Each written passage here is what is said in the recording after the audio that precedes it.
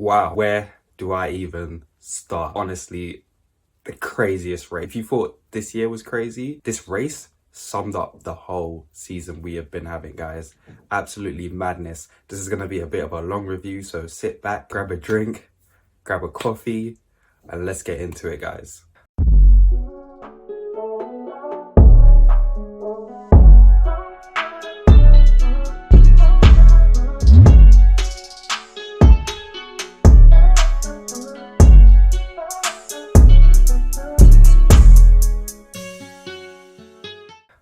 Before I get started, make sure you give this video a like, make sure you hit the subscribe button, leave a comment down below, and also make sure you're following me on Instagram. I'll leave all the links down below. A crazy race. I mean, I don't even know where to start, but I'm going to start off with the Sir Frank Williams tributes. We saw really nice tributes yesterday. We had one of the classic Williams cars doing a lap. Actually, the Williams car that was sponsored by Saudi Arabia back in the day, so very fitting tribute. And it was really nice to see all the Williams team, even some ex-drivers. I saw Jack Villeneuve there, David Coulthard was there, Ross Brawn was there. A lot of the Formula One family were there to pay tribute, and very fitting tribute for Sir Frank. And a bit of a crazy race, which you may have liked. I know I mentioned the circuit in the preview to this race, but that was before we had any running. We didn't get to see what the cars would be like, but I got to say, seeing the cars going through this street circuit at over 200 miles an hour, some of the corners, the blind corners, the speed, it was absolutely amazing. This is really what Formula One is about, the high speed corners, watching the cars in full flight. And I must say, if you're watching qualifying, then watching Martin Brundle in full flight, giving a full commentary of Max Verstappen's flying lap was absolutely amazing. This is Martin Brundle in his element, and that's the kind of commentary we like to see in here.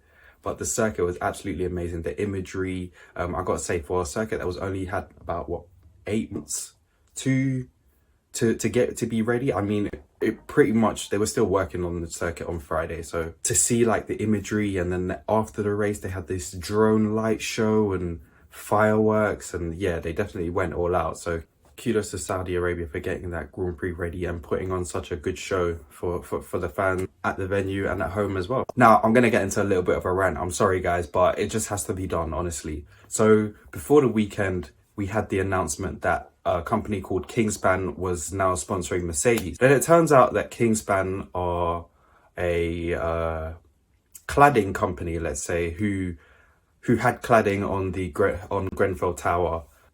And obviously we all know about the Grenfell Tower tragedy. Now there was a bit of backlash towards Mercedes, but what really was pissing me off was that there was backlash to Lewis Hamilton. I mean, I saw, was it This Morning or Good Morning? I don't know, whatever you call your shows these days, but there was some guys on there getting on to Lewis Hamilton about he needs to reject this sponsorship. He shouldn't have got this sponsor, etc, etc. I'm sorry, but do you know how Formula One works? Lewis Hamilton is a driver. Literally, he is an employee of Mercedes-Benz. Lewis Hamilton isn't sitting there signing these deals and getting sponsors and people to come and sponsor his team. The only sponsorship I believe Lewis Hamilton has got was the Tommy Hilfiger one, and that's the one he brought in himself. That was the sponsor he's brought in. So I've just given you some context before I play these two clips. Can we just listen to what these two reporters are asking Lewis Hamilton? Let's go to the Telegraph next, please. Tom Carey. Tom. Hi, Lewis. Yeah, it's just to follow up on John's. I don't know whether it was the way he phrased the question or whether you're just not going to entertain questions on that subject, but I just wondered whether you were aware of Kingspan's links with Grenfell before the deal was announced on Wednesday, and whether you're comfortable having their stickers on your car. It's not something that I feel like I have to speak of publicly. I wasn't I had nothing to do with the team signing any of the sponsors. Lewis, like the first question, that first report, I don't know what he's thinking. Perfect answer. Silence. Just, you know, that doesn't even, this question, he looks so awkward trying to even ask a question. You know it's a stupid question. I'm sorry, Formula One, why are you not screening questions? Because we get idiots like this. How is this guy a journalist? Well, he works for the Daily Mail, so I wouldn't expect anything less because it's full of bull. But how do you get to ask a driver like this questions? I haven't seen anybody ask any driver about sponsorship. I haven't seen any journalists asking Ferrari, Charles Leclerc and Carlos Sainz, or when it was Seb Vettel at the time, about Mission Win Now, which we all know is a cigarette company and you're not allowed to be sponsored by tobacco. So why do you feel the need to ask Lewis Hamilton these questions and try and put pressure on him to get rid of this sponsorship? It wasn't Lewis Hamilton who brought it in. And eventually he had to answer this second guy's stupid question because he's, you know, putting pressure, trying to get an answer out of Lewis. We all know they're trying to get headlines. And to be honest, if I was Lewis Hamilton, I would have done what he done the first time around, give him silence, and air his question out. Don't need to answer that, honestly. And then the second guy, when he's asking again, obviously he's given a PR answer, let's be honest, because I would want to tell Lewis Hamilton what to say and tell them where to shove it. Because honestly, why are you asking me this? We all know why you're asking. It's because I'm black. And I'm the only black driver, and all of a sudden the pressure's on me. I've literally signed this sponsor up. This is absolutely bull. I'm sorry. This is crap. Rant over, guys. I'm sorry. I just had to get that one out of the way. But honestly, that really, like, the whole weekend, it really annoyed me, and I'm glad that people were bringing it up on Twitter. And you got this stupid Michael Gove guy. Oh, what happened to we don't do gesture politics? I'm sorry. You're the housing, the housing secretary, or whatever your role is these days. I don't know, but wasn't it your role to prevent the tragedy in the first place, or that the sector you work in, wasn't it their responsibility to prevent the tragedy in the first place? Now you're sending out letters to Toto Wolff to cease and desist them and reject the sponsorship or whatever. I'm sorry, just the politics. This is what you're doing. You should have prevented the tragedy in the first place. Now you're trying to shift blame and make it look like, oh, I'm actually doing something for the people. I'm fighting for the people. This is crap. We can't accept this. I'm sorry. Okay, I'm really done now. Let's get into qualifying. Qualifying was actually quite crazy. First of all, I did have the Aston Martins as one to watch this weekend. I didn't know they were going to perform so badly. They were both out in Q1. Yeah, they went out in Q1. This is crazy. I couldn't believe the pace. Now we had Carlos Sainz going out in Q2 because he had an accident at this corner that's now going to become famous, and actually clipped his rear wing and got damaged. First lap got deleted for track limits, probably like the only track limits I saw the whole weekend. Got deleted. Then he had to return to the garage quickly. They tried to repair his wing, which couldn't really do. And then he couldn't set a lap time. He went out in Q2, so it was going to be a bit long. I know McLaren were probably happy that he was out, but Daniel Ricciardo was out in Q2 as well. So we got Giovinazzi in Q3, which this guy, he's been putting in some performances ever since it's come out that he won't be staying in Formula One. He's been putting in some solid performances, and he actually put his Alpha into Q3, where his teammate couldn't make it out of Q2. So that's really big from Giovinazzi. A bit of a shame that these performances are coming when it's now a bit too late, because obviously we know he's getting replaced. On to Q3 now. It seemed like the tyres would need a few laps to come in. Either you do 2 warm-up laps and then you do your time, or you do a warm-up lap and then a push lap, and then you do another cool down lap. You might do 2 cool down laps and then you go for another lap. So Mercedes were fueled to go. They were going to do a few laps around the circuit, which also meant that they were fueled a bit more heavier than the other cars, than the Red Bulls, for example, and the Ferraris. Mercedes and Lewis on his first real quick flying lap had a really big moment. Luckily made a really good save, and then he was able to really improve on his second flying lap, which then also meant that he would not have much more time to do another third lap, which then was left to Verstappen, who had also done a first flying lap, a cool down lap. I think he changed tyres and then went to do another flying lap. So it was a bit like old school Formula One, where we had one lap qualifying, because Lewis had done his lap. We knew that Lewis could not then complete another lap, and it was all down to Max Verstappen. Now, at the start of this lap, this guy almost stacked it in turn 2. He literally was so close to the wall. I'm going to see if I can find an image, but he was so close to the wall. It was crazy. I was standing back, literally. It was like literally I was standing and the car was coming towards me, the way I stood back. But watching him fly around the circuit, even though he had that moment in turn 2, he was up. He was purple in sector 1. He was up by about a tenth, and then come where the Red Bull was really strong in the middle sector, he was literally 2 tenths up, almost 3 tenths. And then going towards the final corner, he would have been almost about 5 tenths. And it was literally the way he was throwing that car around. He wasn't leaving any quarter. He was using all of the track. Yeah, he was flying. Literally a flying lap. He was flying. He was flying around the circuit. But to finish first you must finish. And we all know what happened in the last corner. He locked up, he went wide, he tried to put some power on and smacked into the wall, which now that was rather unfortunate. I mean, everybody was saying that was going to be one of the greatest laps that we have ever seen in Formula One.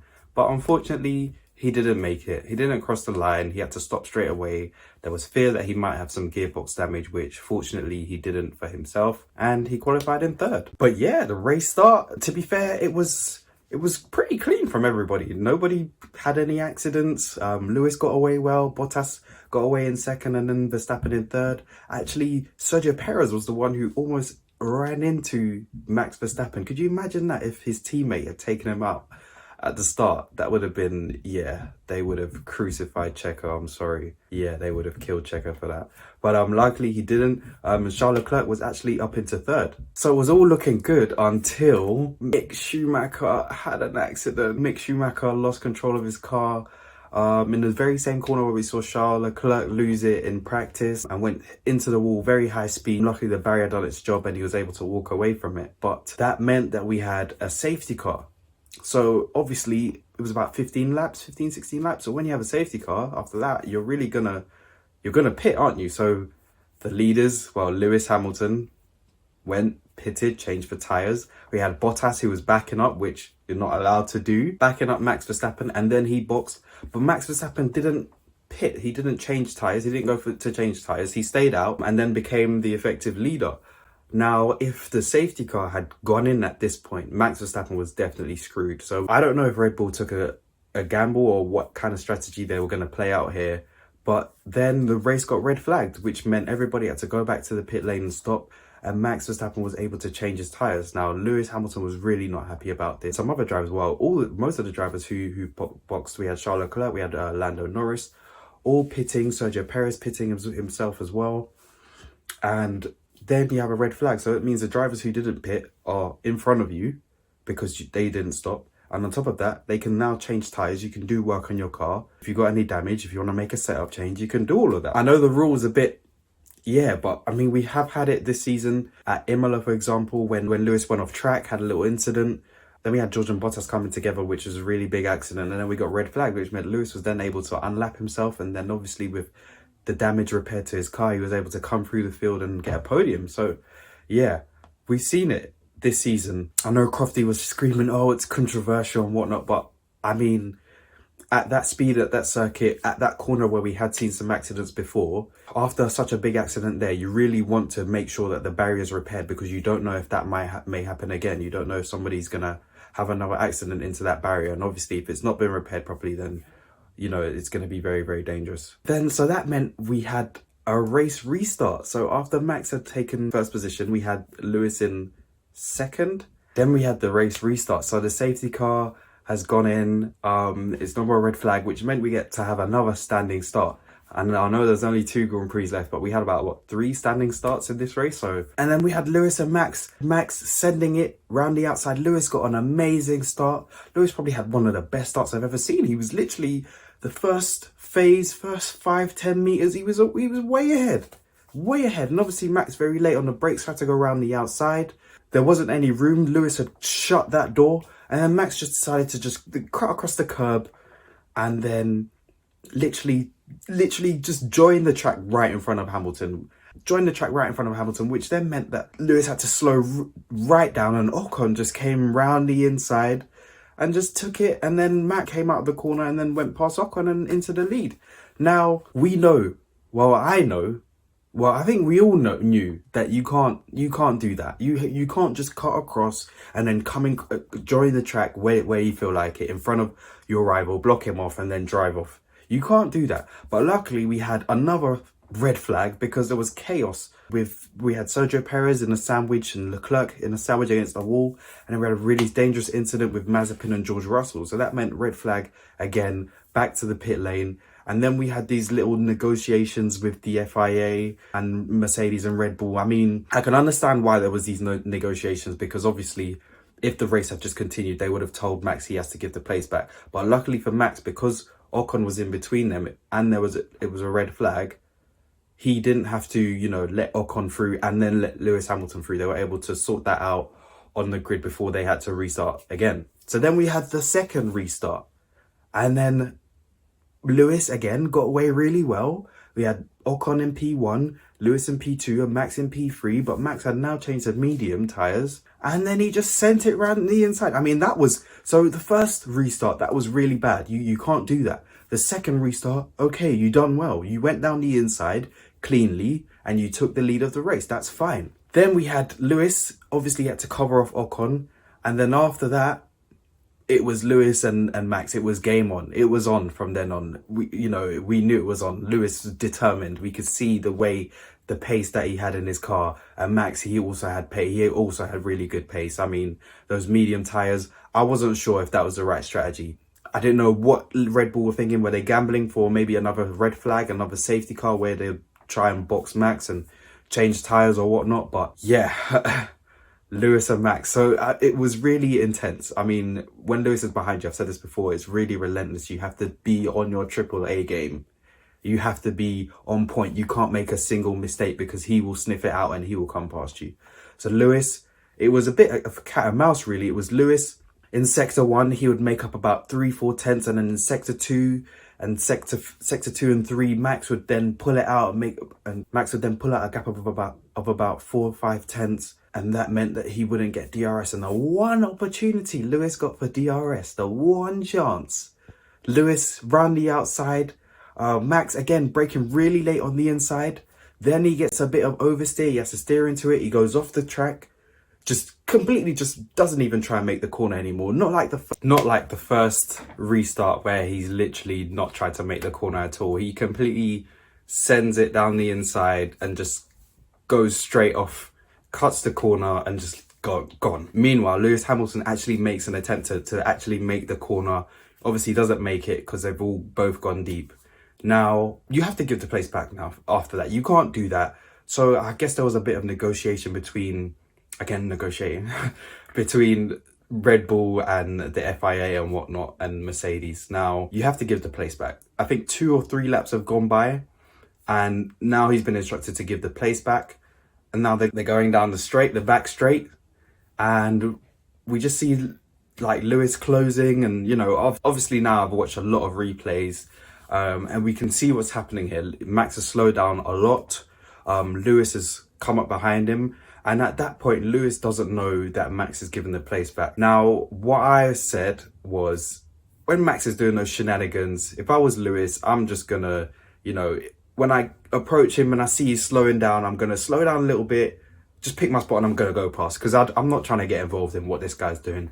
If I can see that there's no yellows, there's no virtual safety car, I'm going to go. But at that point, there's also the DRS line that comes into it. But what I think Lewis wasn't aware of, and what Max isn't aware of, is if you have to give a place back because you've taken the place illegally, then you can't then retake the place back until after 2 corners. So had Lewis gone past Max at that DRS line and Max had gone, and then Max obviously wanted to get DRS, had he got DRS and gone past him again, that wouldn't be allowed. You have to give that place back again because you have to wait 2 corners, at least 2 corners, before you can then retake the position that you've then given back. So again, there was a lot of confusion and drama, but Max did get a penalty for that in the end. And the stewards have seen, according to the data, that there was 2.9 G of braking and deceleration at the point before impact, before they touched. So I don't know what Max is thinking there. That's really bad. You can't be doing that. That's really, really bad. And he got a 10-second penalty, which doesn't affect his race, and he gets penalty points. So I'm not too sure what that means, to be honest. I really don't know what that means for in terms of Max. Like, is he really getting a penalty there? I mean, he got a 5-second penalty for the earlier incident, but what does this one mean? Like, it doesn't affect his race whatsoever. And I guess that's what the FIA the stewards are trying to not get involved in the title fight or whatever they're thinking. I don't know. I can't really speak for them, but to be honest, it's not looking good for Max. And there's also people talking about if he might take Lewis out in Abu Dhabi in the final race. Now, if he does that, I remember Schumacher getting disqualified for his maneuver against Jack Villeneuve, I believe. He was disqualified from the whole championship. He was expelled. So someone at Red Bull needs to tell Max, you know, if that was your intention, if you actually, well, not even if that was your intention, because the data proves that he brake tested him. Like, if you try to do something stupid in Abu Dhabi, like take Lewis Hamilton out or take both of yourselves out, you're not Senna, you're not Prost. If you try to take yourselves out, if you try to take him out, because we know Lewis is not going to try. Lewis wants to win the championship. Lewis wants to win the championship in the cleanest way. Lewis is not going to take his rival out at the last race. But if you do that, Max, you will be expelled from the championship. And we have precedents for this because this has happened before. So that's all I have to say on the matter.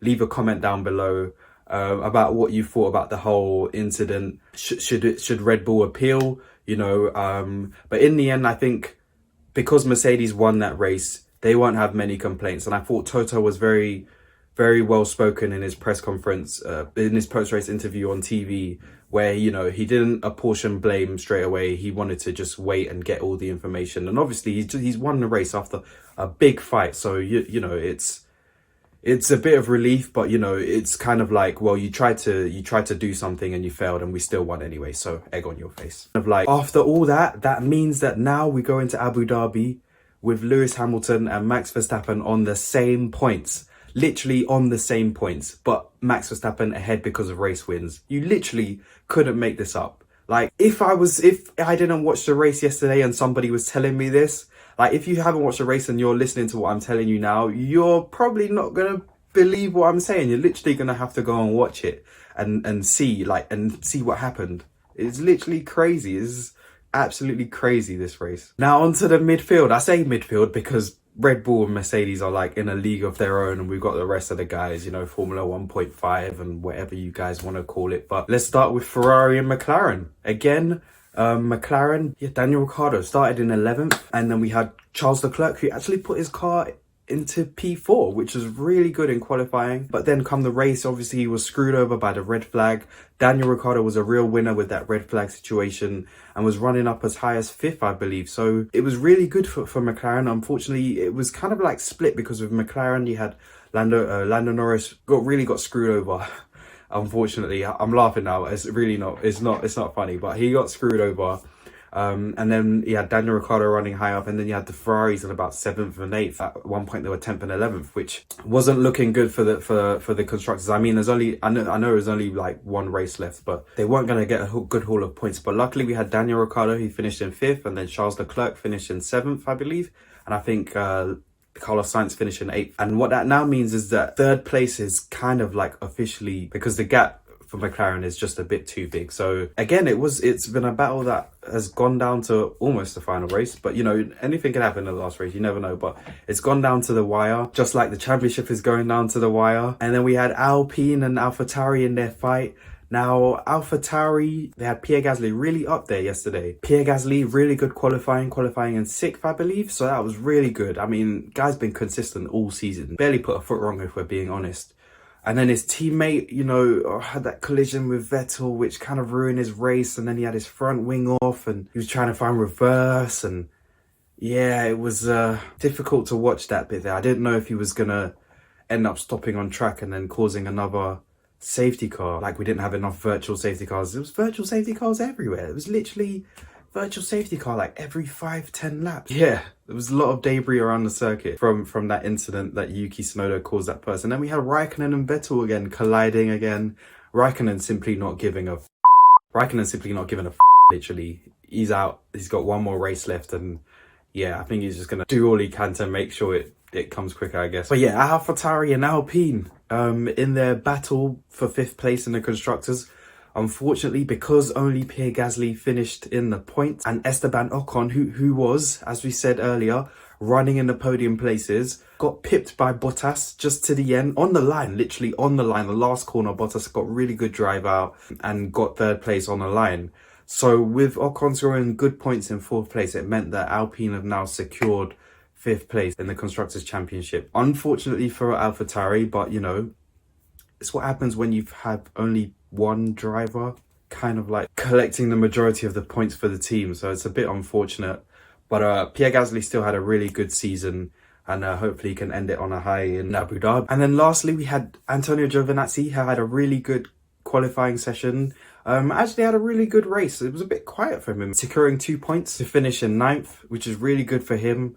Really pleased for him, you know, on a personal level. Obviously, we know he's not getting that seat for next year, but he had a solid weekend and actually scored some points where his teammate Raikkonen was down in the dumps. We've been very fortunate where we have a championship battle actually going down to the wire for the first time in about 5 or 6 years. We've been very spoiled. The racing's been excellent. It's just unfortunate that we've had some incidents between Lewis Hamilton and Max Verstappen that has tainted the championship a little bit. But this last one, what just happened in Saudi Arabia was, like Lewis said, it was over the limit. And yeah, hopefully Max will learn a bit of a lesson from that. Does he learn lessons? I'm not too sure, but hopefully, you know, I think overall, once the season ends, you know, whether he wins the championship or not, he needs to, you know, go back and reflect on everything that happened throughout the season. He had some really good race wins, some good performances, but then again, there was some mean streaks, I should say, some dark arts at play here. It's yeah, what more can I say? But we look forward to the season finale. It's going down to the wire. They're both on the same points.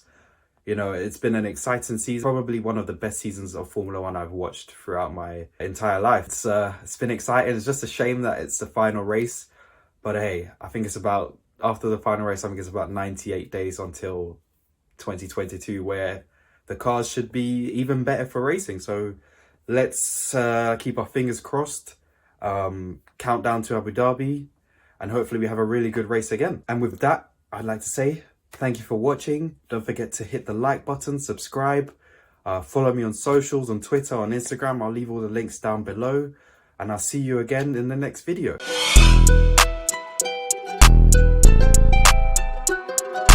Morris Production.